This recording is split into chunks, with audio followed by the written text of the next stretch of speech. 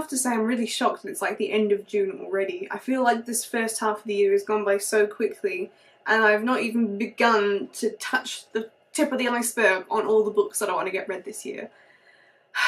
But doesn't that always happen? Hi guys, my name is Kirsty and welcome to Upside Down Books. Today I'm going to be doing a combination of a June book haul and a June wrap-up. I'm really excited to do a review of how my month has gone, and I'm pretty happy with how things went as well. At this point in filming, I have pre-filmed a video already because the next week for me and a bit I will be in Melbourne, and I kind of intended on putting the review video that I filmed before this one and then thought actually this would make more sense. And because I am filming this before I go away and I'm going away on the 1st of July, I obviously haven't finished June yet, and I may potentially finish 1 or 2 more books by the end of the month depending on whether I do. I doubt it, but I will just briefly mention those at the end, but I'm pretty sure what we discussed today is everything that happened in June, if that makes sense. I feel like I'm really waffling. Let's just get on to it. So I'm going to start this video with my wrap up of all the books that I got around to reading. I'm also going to be really lazy because I could get the books and show you, but I read so many books I don't physically own or I don't have with me right now that I'm just going to put up little pictures of all of them. So forgive me for that, but I just can't be bothered getting the 1 or 2 books off my shelf that I do actually have. The first book that I finished this month was Finnegan of the Rock by Melina Marchetta.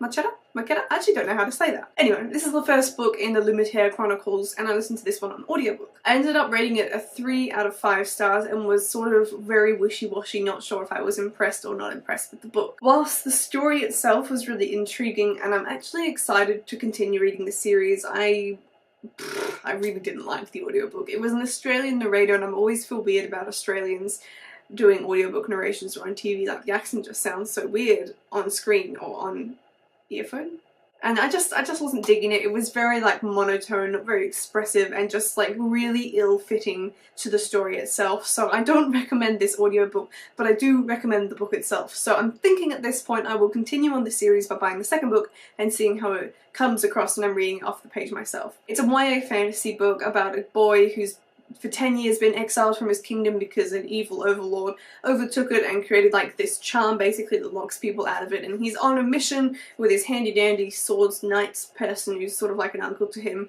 to retrieve this girl whose name is pronounced Evangeline in the audiobook, which I'm pretty sure would be pronounced Evangeline, which sounds a lot nicer, but I don't know, that point aside. And yeah, they're basically going to break the curse and save their people. That is the plot of this book, so it is quite interesting. They do a lot of travelling around, and yeah, I do think it's good, just not the audiobook. The second book that I read was Eleanor's Secret by Caroline Beecham, and I also rated this one a 3 out of 5 stars, so I had a bit of a slow start to my month. It took me forever to get through this book and I had such high expectations for it. It was sent to me for review by Allen and Unwin, so big thanks to them for sending it to me. It certainly sounded like something that would be right up my alley. It's like a time flip, so a World War II story versus the present, and it's the grandmother versus the granddaughter. I went into this one believing that it was a story about the grandmother asking the granddaughter, I think it's set in 2010 and 1944, so around about there, asking her to help find an artist that she knew back in the day and has gone missing. She hasn't heard anything since, and to help give a painting back to whom it belongs. It was a very muddy sort of idea that I had of the book, and it wasn't quite right because the storyline in the past is about her sort of being intrigued about Jack the painter and wanting to know more about him and a bit of a romance, and the present story is about the granddaughter and her failing marriage and her autistic child, and she's going over to London to help out her grandmother sort of work out this stuff involving that history. And I was just waiting for this to sort of develop into a coherent storyline and get a bit more from it, and in the end it was very much so just your bog standard family saga, and I was really disappointed. I have to say I was really disappointed by how this book turned out, so that was a from me, but still a 3 out of 5 because it was interesting and I loved that I learnt more about the artists during war out on the front drawing battle scenes to send back home. That was really interesting, but the story itself, yeah, really disappointed. The next book that I finished was Nil by Lynn Matson, which I rated a 5 out of 5 stars. I finally had a breakthrough. This was fantastic. It's a young adult sort of sci-fi dystopian about teenagers who get caught up in these sort of gate portals and end up on an island called Nil, and they're there for a year, and if they don't escape by then they die. So the whole book is this high tension, super exciting, lots of action as they're trying to work out how to get off this island and learning more about the island itself, because there's a lot more to know about it than just what we see in this book. So I'm really excited to continue on this story and sort of find out more secrets about the actual what's going on with this island and why is there this mysterious island that doesn't exist and people keep getting sucked onto. Absolutely fantastic and addictive read, highly recommend. The next book I finished was The Narrow Road to the Deep North by Richard Flanagan, which I gave a 3.5 out of 5 stars. This is a book that I've been waiting to read for ages and just haven't sort of grown the balls to go and read it because it's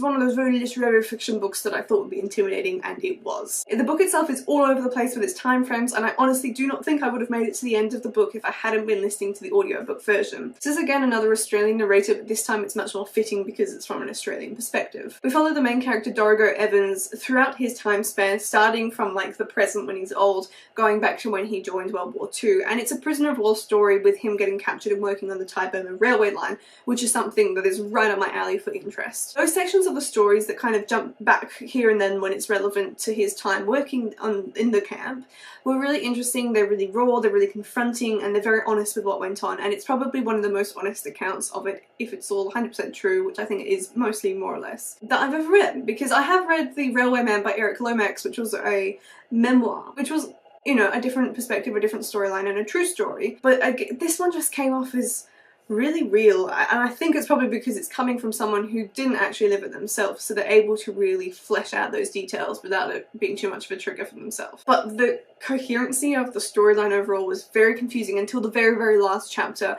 when you kind of complete the story and you get to the end and you're like, this just suddenly makes sense. This makes sense as this exploration for the reader to understand Dorigo as a character, and we just needed to jump all over the place. It's like a self-reflection of how messed up he is as a person as a consequence of his life.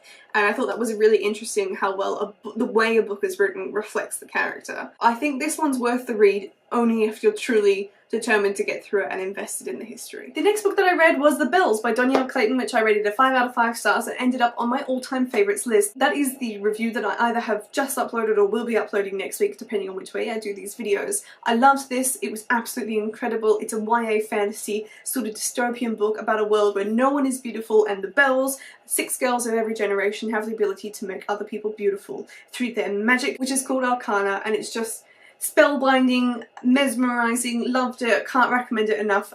Just please go and read this book. And the last book that I finished in June was Born at Midnight by C.C. Hunter. This one I also rated a 5 out of 5 stars and was thoroughly surprised by how much I enjoyed it. It's a YA fantasy paranormal story about a girl who ends up in this camp for supernaturals and discovers that she herself might be a supernatural as well. We have elements of ghosts, vampires, werewolves, all of the classics, and it just works really well. It's not too cliche. I think I'm still avoiding this genre because of my overload of it back in the days when it was all anyone was reading, but this was refreshingly different, and I seriously can't wait to continue the series for this one either, so highly recommend you check this one out. Now, as I haven't finished this month yet when I'm filming, like I said, the other book I might or might not finish is Red Rising. I'm currently maybe about a third or a quarter of the way through this book. I'm really liking it. It's really fun. It's a little bit heavy going to get into it, but I think I'm going to really enjoy it. I'm hoping that I do finish this in the next couple of days because I'm moving into the Alphabathon, the month-long readathon, which you can go check out on my blog. I'll leave links down below for that. So I have a TBR starting on like the 1st, so I kind of need to get this one done, but hopefully I will finish this one. So that is my wrap up of all the books that I read. I've so far completed 6 books, which brings my total for the year up to 34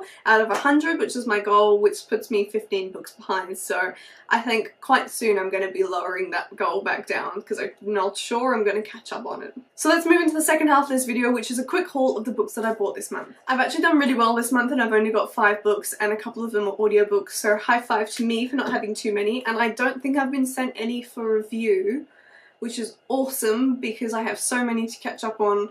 It's a bit of a relief right now. The first book that I bought was the audiobook of Dune by Frank Herbert, which is a book that my boyfriend has been pressuring me to read, so I'm finally going to bite the bullet and get into it. It will be part of my TBR for the readathon next month, counting as my book for the letter D, and I'm really excited. I've listened to the sample of the audiobook and I think it sounds like it's going to be really cool. The narrator sounds great, so it's just one of those sort of staple classic sci-fi books that I really should have read by now. The other audiobook that I got this month was Uprooted by Naomi Novik, and I've been meaning to read this forever. Audiobooks have been a great way recently for me to get around to those books that I just sort of haven't bought and haven't read yet. I'm really excited. This is a fantasy story and I've read so many good reviews and I've been wanting to read one of Novik's books for so long, so I'm excited to dive into this. And the reason I got 2 audiobooks this month was because Audible did have a deal where you could buy any other book if you're a member for $14.95, which is the membership cost. And seeing as I had the month on readathon coming up, I thought I'd get an extra audiobook to sort of boost my chance of meeting my goals, because I can kind of plow through audiobooks a bit quicker than I can read books at the moment. The next book I got was a pre-order which arrived, and that is 1,000 Perfect Notes by C.G. Drews. This is a contemporary story written by one of my blogging friends, and I'm really excited. It's by Paper Fury, if you're familiar with that name, and with her blog. You should definitely go check it out if you haven't, but I've seen lots of good reviews from this so far, so I can't wait to dive into this, and hopefully I'll be reading this for my readathon as well next month. The next book I got was Nil Unlocked by Lynn Matson. Of course, I enjoyed Nil so much that I immediately jumped onto the book depository and ordered the second book. This one is from one of the other characters' perspectives, who is also on the island, so we get a different look at it, and I'm hoping that this one will further explore the mysteries of Nil, the island itself. And the final book I hauled this month was Whisper of the Tide, which I actually won in a competition over on Twitter, run by Little Book Owl and Bloomsbury Australia, so I entered that one and somehow managed to win, which is really exciting. This is the second book in the Song of the Current series by Sarah Tolsa, and this is just an ARC edition of it, which is probably why it looks a little different to what it will. I'm really excited to get into the series. I haven't read the first book yet, but it seriously sounds like something up my alley, so it's another YA fantasy story, so hopefully it delivers. Alright, but that's all I have for you today. So those are the books I read in June and the books that I bought in June. I'm excited to see what July brings. I'm absolutely hoping that I double what I read this month with the readathon happening, which again, go check out on my blog below to see what is happening there. And yeah, I'm excited to read, really excited to read at the moment because I've read so many good books in a row. But I will wrap the video up there and I will see you in my next video. Goodbye.